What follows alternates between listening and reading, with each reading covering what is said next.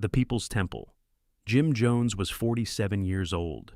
He founded the People's Temple in Indianapolis in 1955, preaching racial equality and economic justice, a message that drew thousands of followers, most of them Black Americans. He cultivated friendships with politicians, received civic awards, and was appointed to city housing boards.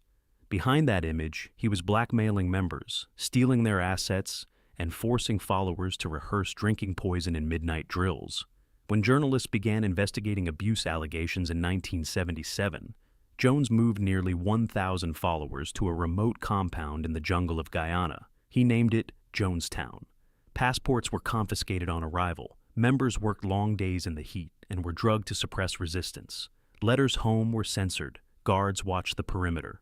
In November 1978, U.S. Congressman Leo Ryan flew to Jonestown to investigate reports that members were being held against their will. When several followers tried to leave with his delegation, Jones ordered gunmen to follow them to the airstrip. Ryan and 4 others were shot dead on the runway. Jones knew that killing a congressman would bring the U.S. government down on Jonestown. With no escape, he ordered everyone to drink a fruit punch mixed with cyanide, sedatives, and tranquilizers. Children were killed first, injected by nurses. Guards surrounded the pavilion. Those who refused were forced. Jones was found dead from a gunshot to the head. 918 people died that day, including 304 children. It was the largest loss of American civilian life in a deliberate act until September 11, 2001. Aum Shinrikyo Shoko Asahara was 29 years old when he founded Aum Shinrikyo in Tokyo in 1984 as a yoga class. He told followers he was simultaneously Christ and Buddha and that a U.S.-orchestrated nuclear war would soon destroy the world. Only members of Aum would survive. The group grew to 10,000 members in Japan and 30,000 in Russia, became worth over $1 billion, and recruited scientists and chemists from Japan's top universities to produce weapons of mass destruction. They manufactured enough sarin to kill 4.2 million people. They tested VX gas on suspected defectors. In 1989, when a lawyer named Shuji Taguchi built a legal case against the group, members murdered him, his wife, and their 1-year-old son. In 1994, Aum released Sarin and Matsumoto to kill 3 judges set to rule against them. 8 people died and 500 were injured. In early 1995, Asahara learned police were planning a raid on Aum's compound. To divert them, he ordered an attack on the Tokyo subway.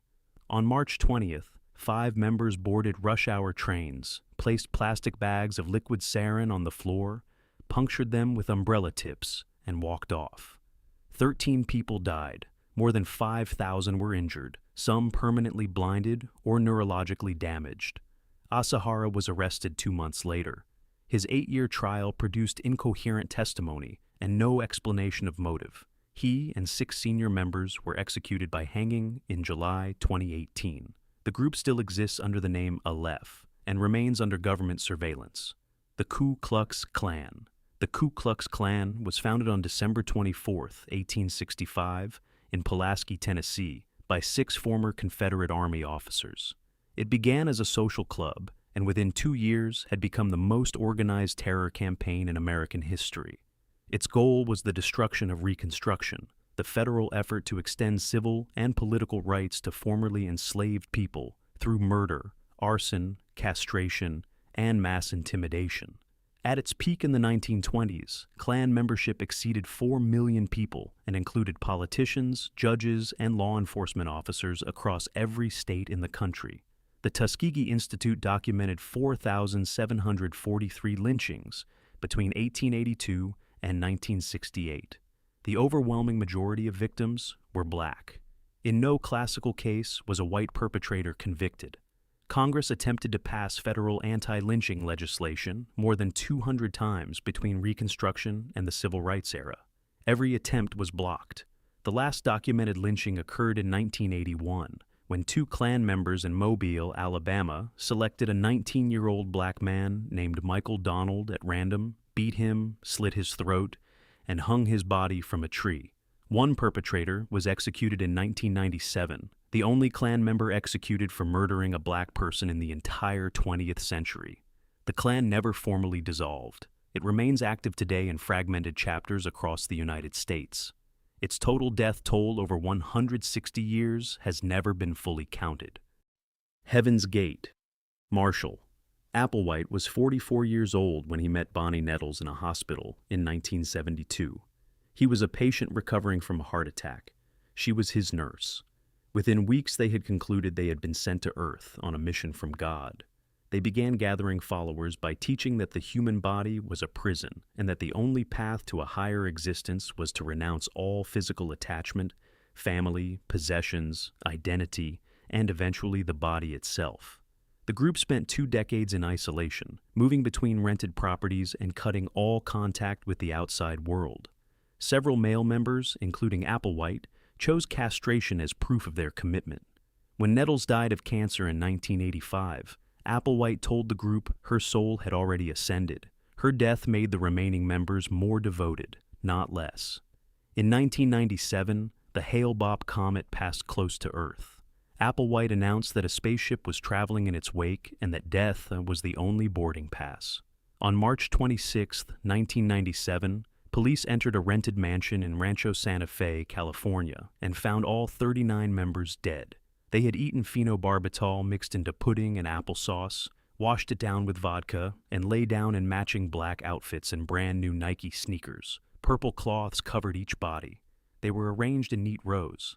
Applewhite was among the dead. Several members who were absent that day kept the group's website online unchanged. It remains active today. Movement for the Restoration of the 10 Commandments of God. Credonia Muirinde was a former bar owner in southwestern Uganda who, in 1989, claimed to receive messages from the Virgin Mary instructing her to restore humanity to the 10 Commandments before the end of the world. She recruited a disgraced local politician named Joseph Kibwetir and several former Catholic priests. Together, they built a commune in Kanungu where members were forbidden from speaking aloud and communicated only through sign language. Members sold everything they owned and handed the proceeds to the leadership. The group set December 31st, 1999, as the date of the apocalypse. When the world did not end, members demanded their money back. It had already been spent. The leaders announced a new date, March 17, 2000. The night before, they held a large feast. The next morning, they instructed all 530 members at the Kanungu compound to gather inside the church for a final service. Once inside, the doors and windows were nailed shut from the outside. The building was set on fire. Everyone inside burned alive. In the days that followed, police searched 5 additional movement properties across southern Uganda and found mass graves at every site, bodies stabbed, strangled, and poisoned. 6 executioners had been dissolved in sulfuric acid in a latrine pit. The total death toll reached 924, surpassing Jonestown to become the deadliest cult massacre in history. Credonia Muirinde and Joseph Kibwetir were never found. International arrest warrants remain outstanding. No one has ever been prosecuted. NXIVM Keith Raniere was 38 years old when he founded NXIVM in Albany, New York in 1998.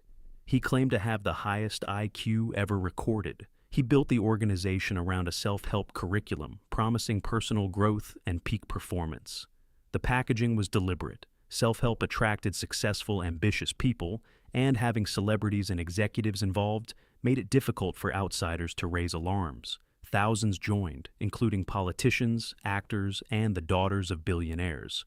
Hidden inside NXIVM was a secret inner circle called DOS, open only to women. To join, each recruit had to hand over collateral, naked photographs, signed false confessions, compromising secrets, held as leverage to prevent them from leaving. Once inside, members were assigned a master and required to follow all instructions without question. They were placed on near-starvation diets, kept from sleeping, and required to be available to Raniere at any hour. Several were branded on the pelvis with his initials using a cauterizing iron, while other members held them down. Each member was also required to recruit new women. Every recruit added more blackmail material, more free labor, and more money.